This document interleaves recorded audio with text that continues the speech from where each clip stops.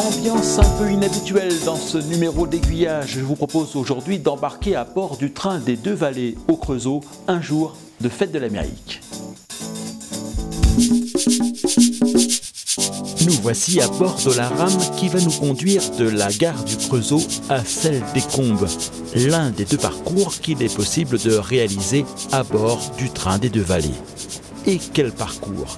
En moins de 3/4 d'heure, nous allons prendre 110 mètres d'altitude. Le train des Deux Vallées aurait presque des allures d'un train de montagne. Les courbes sont serrées, comme on peut en juger à entendre les roues du train grincer pratiquement tout au long du parcours. Un tunnel et plusieurs ponts vont nous permettre de passer plusieurs fois au-dessous puis au-dessus de la ligne, qui, pour s'accrocher au flanc de la colline, décrit 3 lacets.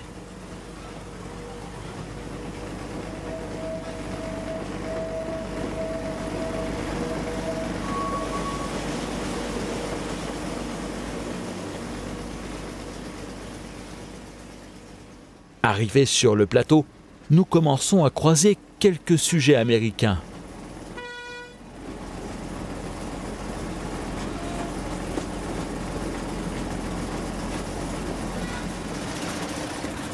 Et notre train fait son terminus à la gare des Combes.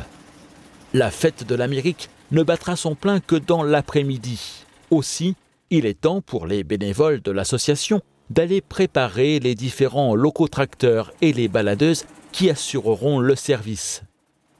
Nous nous rendons pour cela dans l'un des dépôts situés quelques dizaines de mètres après la gare. En principe, l'une des rames devrait être tractée par la locomotive à vapeur de l'association, une 040, qui malheureusement ce jour-là n'a pas pu être mise en chauffe en raison d'un petit souci technique. Ce sont donc exclusivement les locotracteurs de l'association qui tracteront les rames. Il y en a une douzaine, dont 4 sont régulièrement exploités.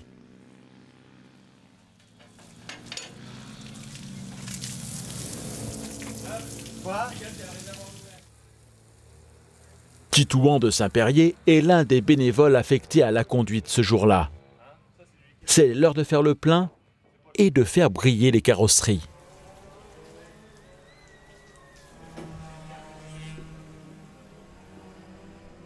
Les autres rames sont prêtes à s'élancer sur le circuit, en espérant échapper aux attaques des Indiens et autres Dalton qui, en ces temps de fête de l'Amérique, sévissent au Creusot.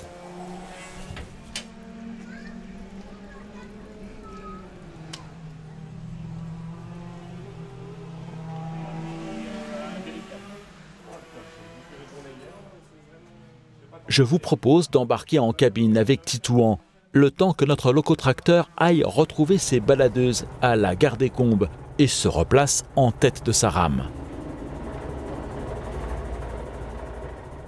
Le parcours reprend celui du train dit des Crouillottes, qui, au début du siècle, partant de la plaine des Rios, rejoignait le sommet de la colline.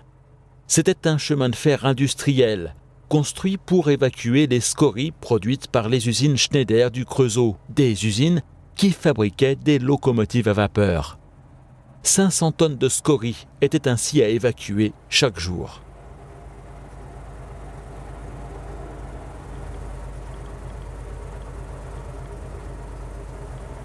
C'est l'association Les Chemins de Fer du Creusot qui a entièrement reconstruit ce circuit, alors que la voie avait été déferrée après son abandon dans les années 50.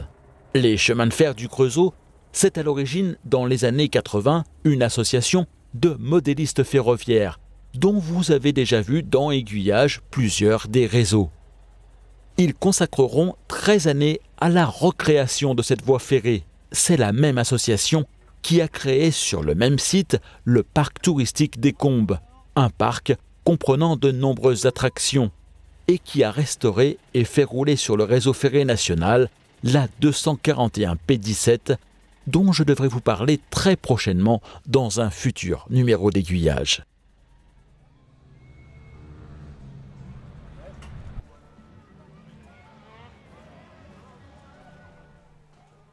Le train des deux vallées, ce sont deux parcours. Celui que nous avons fait ce matin entre les deux gares, celle du Creusot et celle des Combes, et un second que nous allons faire cet après-midi et qui constitue une boucle sur le plateau des Crouillottes, qui nous ramènera à notre point de départ, la gare des Combes.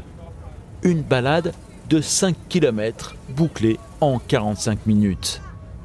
Totalisant un peu plus de 10 km de voie, le parcours du train des deux vallées en fait ainsi le plus long train touristique à voie de 60 en France. N'écoutant que notre courage, je vous propose de monter de nouveau à bord de la baladeuse située en tête de train cette fois-ci. Et si je vous parle de courage, c'est parce que nous avons été prévenus des risques encourus. Il est tout à fait possible que nous n'arrivions pas à bon port et que notre train soit attaqué par les Indiens et peut-être même par d'autres bandits de grand chemin.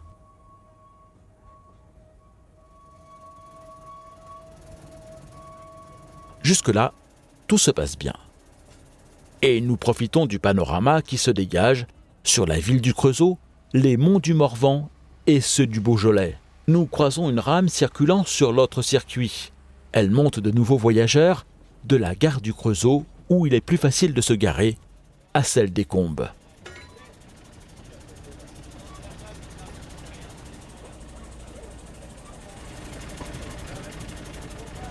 Et c'est au moment où l'on s'y attend le moins qu'un Dalton fait irruption dans le train.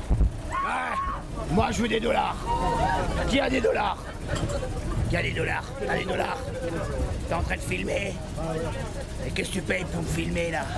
C'est cher tout ça. Allez, si t'en as pas, je vais plus loin. Mais heureusement pour nous, Lucky Luke n'était pas loin et il va facilement nous délivrer de ce péril. Alors que nous sommes maintenant rejoints par des cavaliers qui nous semblent plus pacifiques.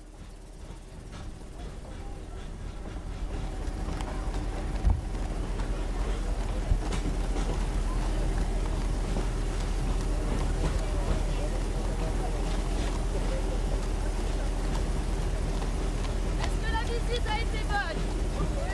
Est-ce que vous êtes fait attaquer? Non, ça a été? Ah, bah alors ça va. On vous souhaite une agréable journée.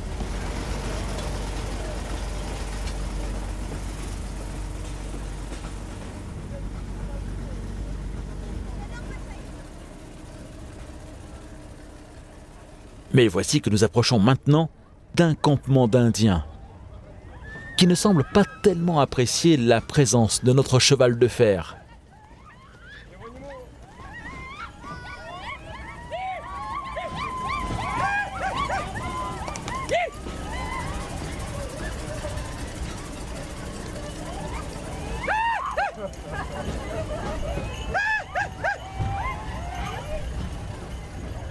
Sauvé, voici un tunnel.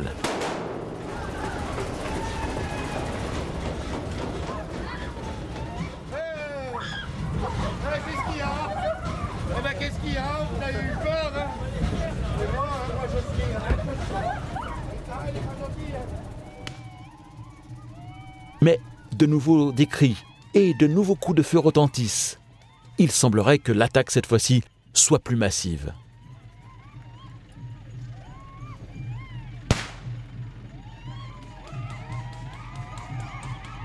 Et notre train est contraint par les Indiens de s'immobiliser.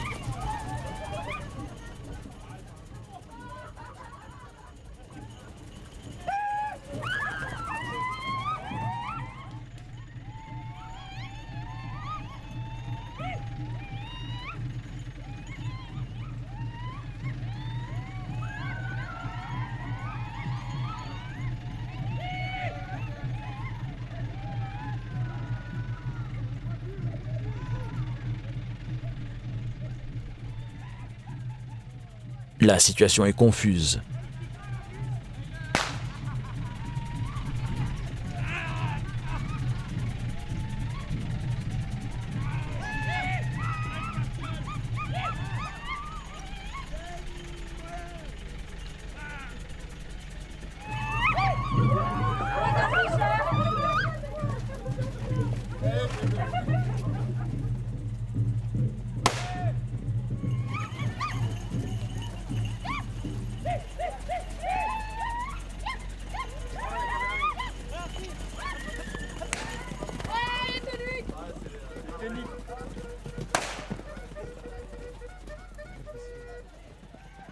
Mais heureusement pour nous, la cavalerie arrive.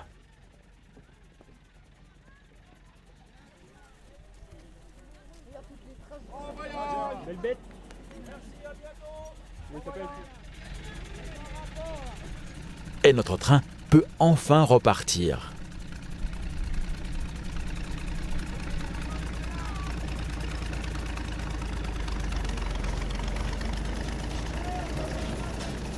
Tous les passagers sont sains et saufs. Mais par mesure de prudence, la cavalerie décide de nous escorter.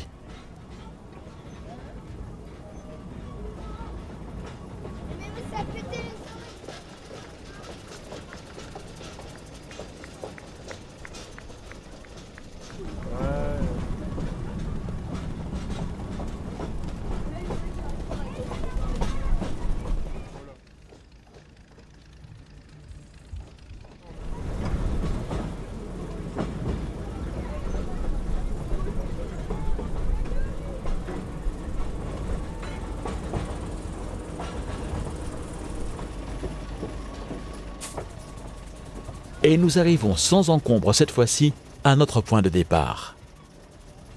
Nous aurons fait le chemin à l'envers par rapport à ce qui se fait habituellement. Cette disposition est spécifique aux circulations des jours de fête de l'Amérique, afin que l'essentiel des animations soit concentré à la fin du parcours et non dès le début. Le reste du temps, les trains circulent dans l'autre sens sur le circuit haut.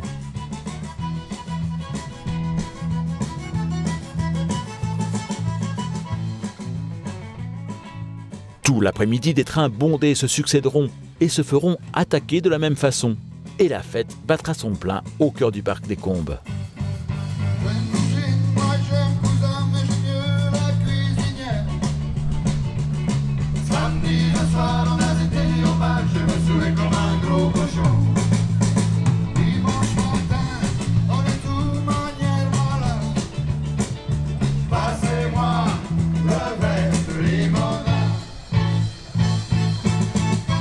Nous profiterons du dernier train à destination du fond de la vallée pour rejoindre en musique la gare du Creusot, d'où nous sommes partis ce matin.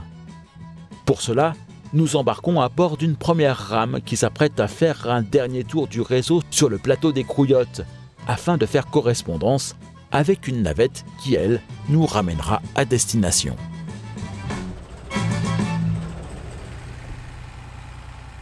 Nous passons près de la rame historique conservée par les chemins de fer du Creusot pour leur circulation sur le réseau ferré national.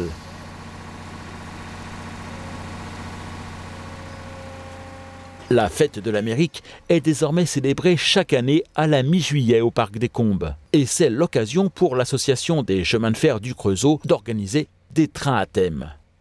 D'autres ont lieu tout au long de l'année. Le train des œufs de Pâques, le train de la peur, qui circule pour Halloween, celui du Père Noël, le train des châtaignes et d'autres encore qui viennent apporter un peu de variété à l'ordinaire des circulations qui s'étalent d'avril à octobre. Et nous laissons repartir le convoi qui nous a amenés ici. Il va aller stationner un peu plus haut, dans le second dépôt du train des deux vallées. Le soleil se couche sur les premiers contreforts du Morvan, surplombant la ville du Creusot, et sur la fête de l'Amérique, qui battra de nouveau son plein dès juillet prochain.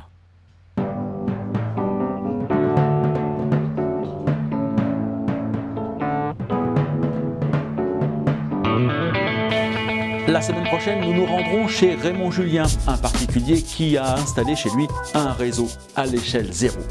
En attendant et pour rester en contact, vous pouvez vous abonner à la newsletter d'Aiguillage en vous rendant sur le site www.aiguillage.eu. Vous pouvez également vous abonner, si ce n'est pas encore fait, à sa chaîne YouTube et enfin aimer, faire aimer et partager sa page Facebook.